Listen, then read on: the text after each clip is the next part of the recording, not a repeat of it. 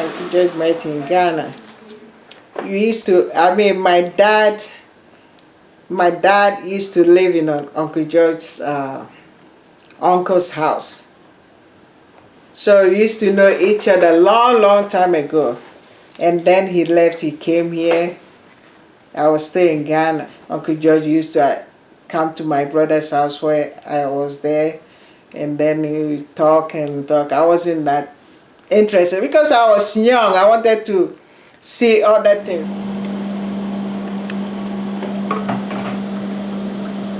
So I was then in Ghana, and later on I heard from him. He wrote me. He wanted me to join him over here. So that time I became interested. So I said, okay. So that's what happened. So he came, and then everything started. 1987, he went to Saudi. He was doing everything. Because in Saudi, women don't do most of the stuff. You can't go out by yourself sometimes. You have to go with your friend, like a friend or your husband. Even when he has to go to groceries, he does. He does the groceries. He go groceries. So I wasn't doing anything. So I was like kind of spoiled or something. Yeah, because I wasn't doing anything. Most of the time, he was doing everything. So I miss everything about him. I really miss him. I always thought my dad was super annoying. Like, he always used to be in people's faces and like, oh, how are you? And I swear to God, he didn't even know these people, so it just got on my nerves because I don't do that. But he was a people person. He liked to joke. He had a lot of friends. And I think because I'm like more introverted, it was not ideal for me because he was always around, like talking and stuff like that. But no, he was cool. He was funny. So both my parents are cool.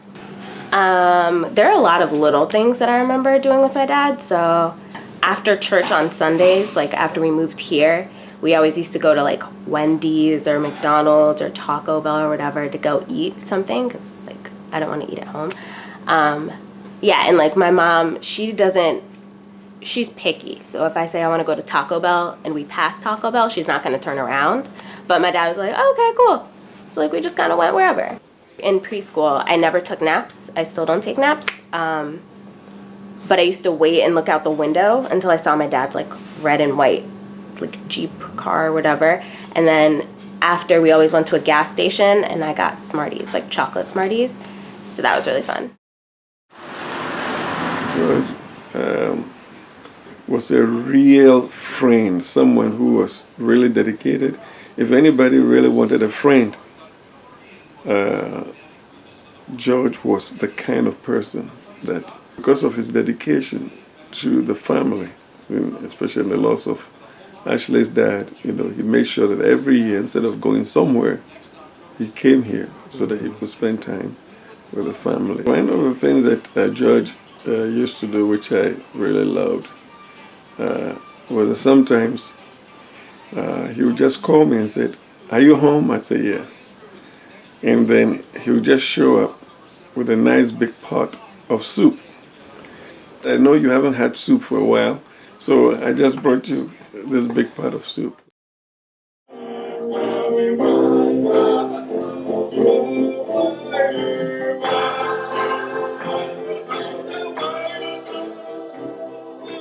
I know that Christmas, Thanksgiving, 4th of July, George is definitely coming here, you know, for us to eat and laugh. And he had a way of laughing that was very infectious, really deep from within. You know, it was a sincere, happy kind of laughter. Just come and just feel at home.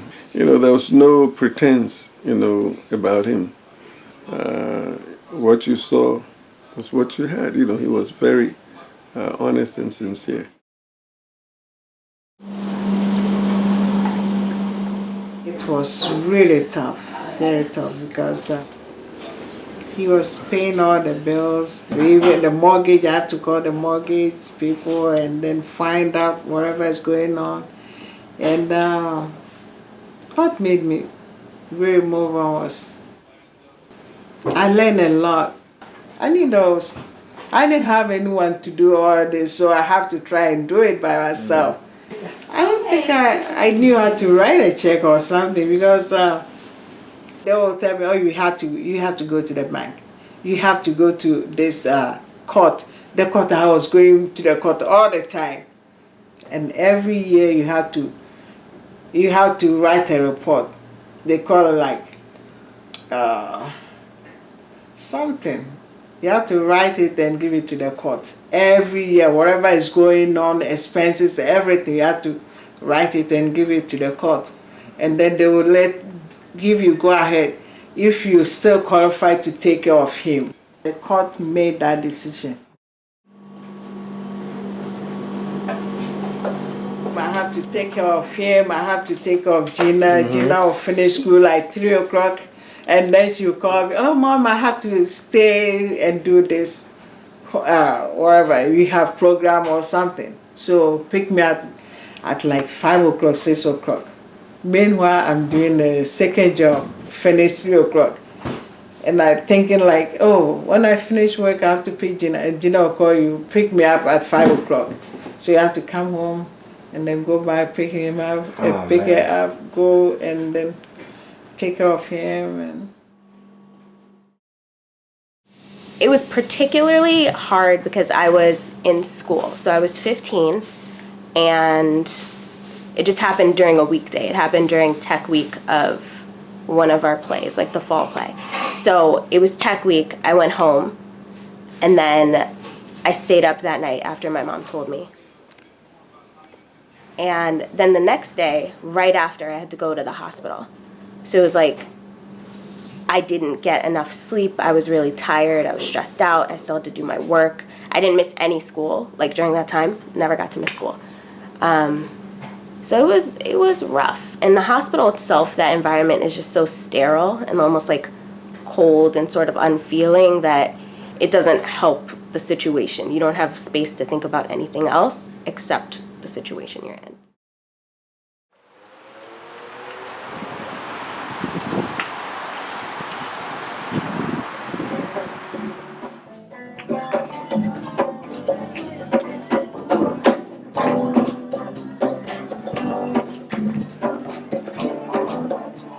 Well, through my own spiritual experience and my relationship with the Lord, that helped me. And also, we were very hopeful that maybe one day he'll come out of the coma.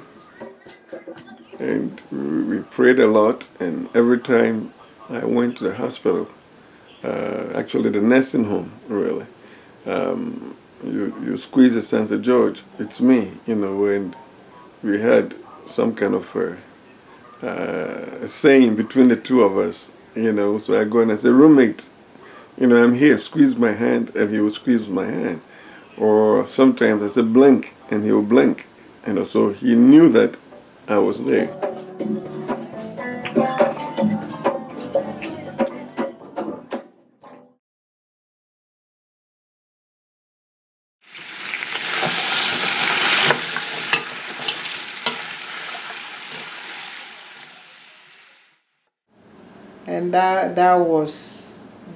And that was a nightmare. To go there, see him always the same, no change, nothing. Those stuff, yeah. Because sometimes he get sick and get fever, and then they have to take him to the hospital. And even though they take him to the hospital, there's nothing they can do. They can't do anything. So they just stabilize him and then bring him back. He was on the ventilator when he was in the hospital, but the nursing home, he wasn't on the ventilator. He was breathing on his own, but only there wasn't any progress, nothing.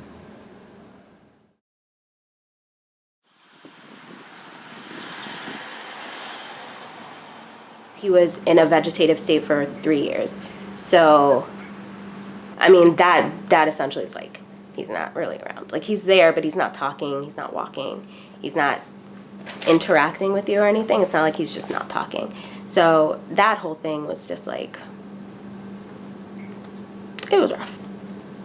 I guess that part changed me, but the actual passing away was kind of like closing a book almost, and it was kind of nice to just have it be done, like not have to have it in the back of your mind all the time, because that was rough for me. Yeah, I like to keep things like very much the same. So having everything kind of shift from like, oh, we're gonna go visit my dad in the nursing home to like, oh, we have to go to the funeral home or stuff like that. I didn't like that. So I think I kind of became more like introverted even more than I normally am. And I was really quiet. I didn't want to talk about it. Is it a day or two before he passed?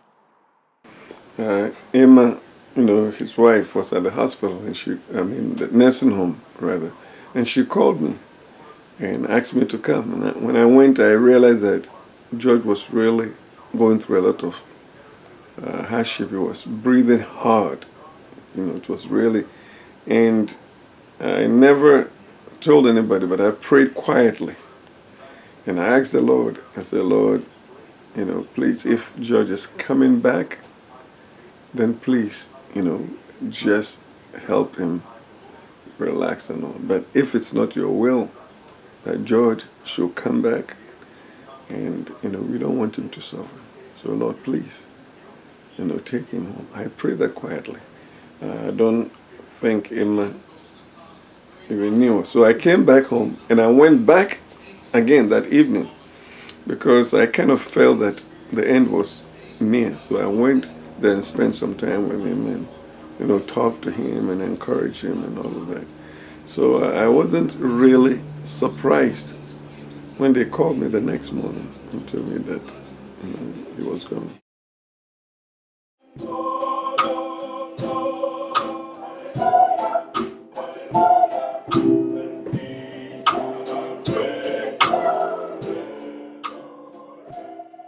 Because you think, oh, somebody will get sick and go to the hospital and come home. You never think that you get sick and will never come home. You have to be strong. Nobody is going to do anything for you. No. So you have to be strong and do whatever you can, because you can't be sitting down for somebody to do things for you like before. Nobody has time. Everybody is busy doing their own things. And I'm proud of Gina too. I mean, she was fine, acting normal, even though maybe she was heading inside, but she was still studying and going to school, act like normal. Patient in I would say, a vegetative state is a patient who is still alive, they may be breathing and everything, but they don't have any of the other functions, and they're not aware of their environment.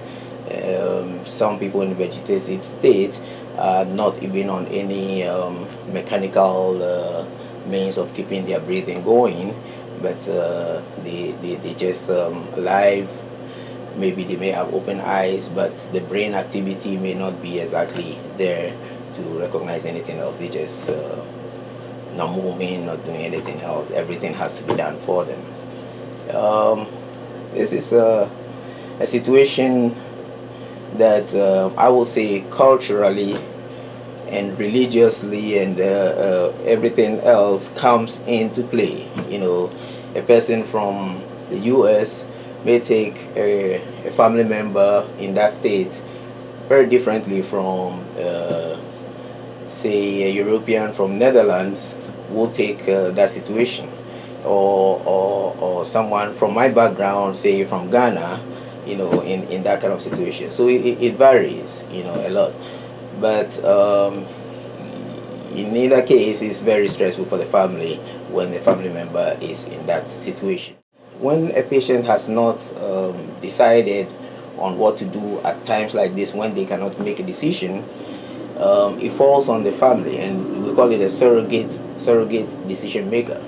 So in order of the hierarchy, it could change depending on the culture and everything, but usually the spouse is the main person who will make a decision as to whether to stop something or to continue or whatever to do. Then we have the situation where the person is in a vegetative state, and then the family will have to withdraw care, and we just call it withdrawal of care in a patient who is terminally ill. There's something we call futility, in that the patient may want everything to be done, even though we know that we cannot, whatever we do, we are actually physiologically not helping this patient. We are also maybe based on our knowledge, qualitative knowledge about several patients in the same condition, know that this intervention is not going to help the patient, but we may, have, all this we call that futility, in that what you're doing is futile. Do you continue to do it? Otherwise, it's not so clear cut. So it makes all these situations a little bit complicated, and you always have to, if you are working in a hospital where there's an ethics committee, you have to defer to the ethics committee, so that a lot of doctors who have the knowledge about all these and the laws come together and decide what is best to do. And then there are facilities that take care of patients like that, so then they get transferred. Now, if the patient wants everything done and they go to that facility, if something happens to them, they bring them back to the hospital. And this happens quite frequently. I love this house. Well, sometimes there's a lot of bugs, but yeah, like me and my dad planted a garden, and once he bought snails and he put them in the backyard so he could eat them, which is so weird. And then a week or two later, he was like, I can't find them. And I was like, well, obviously they're snails. They're gonna go away. I don't think I would have minded moving too much, but it would have been hard. It would have been really hard.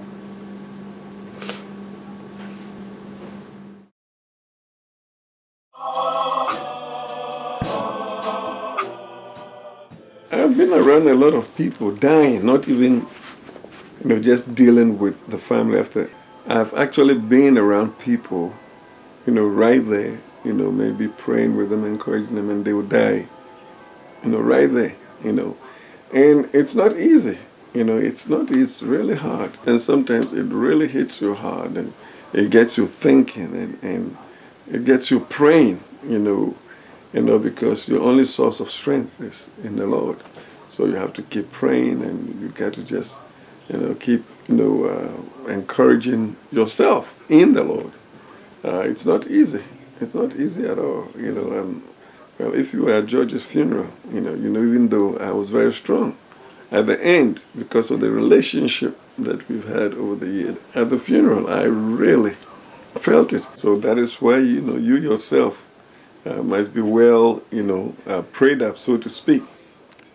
Be in close contact with the Lord, so that you can also impart, to people in the family members and all of that. And so you always know that for those who are in the Lord, we mourn, but not like people without hope. Because even though we pass on from this life, we know that we have a home that the Lord has prepared, for us. As a physician practicing for over 20 years, I will say that yes, I've seen a fair amount of, I won't call it a bad outcome, but end-of-life issues. There are times when you get attached to a patient that you've been following for a while, and something happens, and one thing leads to another, and then there are the unfortunate ones who may pass unexpectedly. So we have all that, but we've come to accept that life, starts somewhere and ends somewhere, and so at some point, we have to let go, and it's part of what we deal with. It happened to anyone, because who would talk that Uncle Joe will just get sick and die? How? Because somebody who was working and then paying all the bills, all of a sudden he's not there. And then how do you manage to pay all this, the house and all the bills, utilities and everything? How do you do that? He had pneumonia and all the vital signs were up. And it's like, you're not moving around and they always give you food and they can't stop the food. And the stomach started getting bigger and extended to the chest. You could see that the stomach is so big and making him like breathing so fast. And then, they didn't take him to the hospital because I didn't want them to take him to the hospital. There was nothing to do, so it's a waste of time going to the hospital. So.